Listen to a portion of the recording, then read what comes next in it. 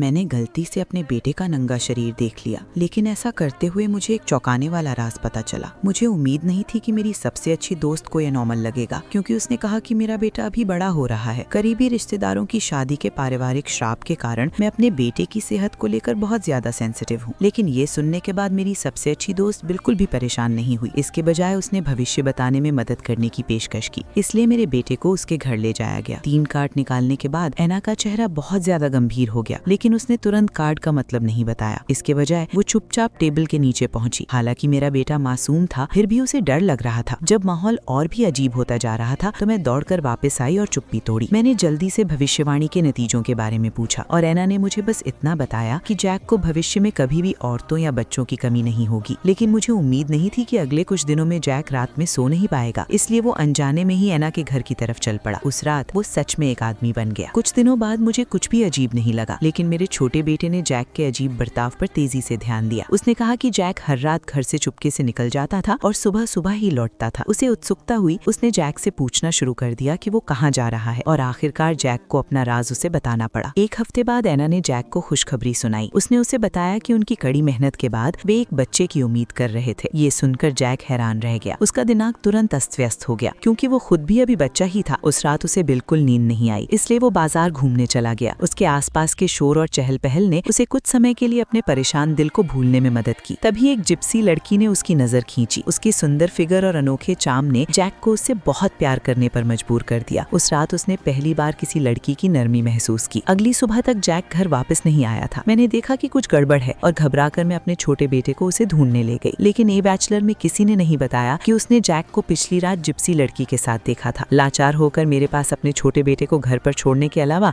कोई चारा नहीं था और मैं अकेले जंगल में चली गई। लेकिन 3 दिन और 3 रात ढूंढने के बाद मेरे हाथ सिर्फ निराशा और लाचारी ही लगी। लेकिन उस दिन से घर में एक अजीब सी खामोशी छा गई।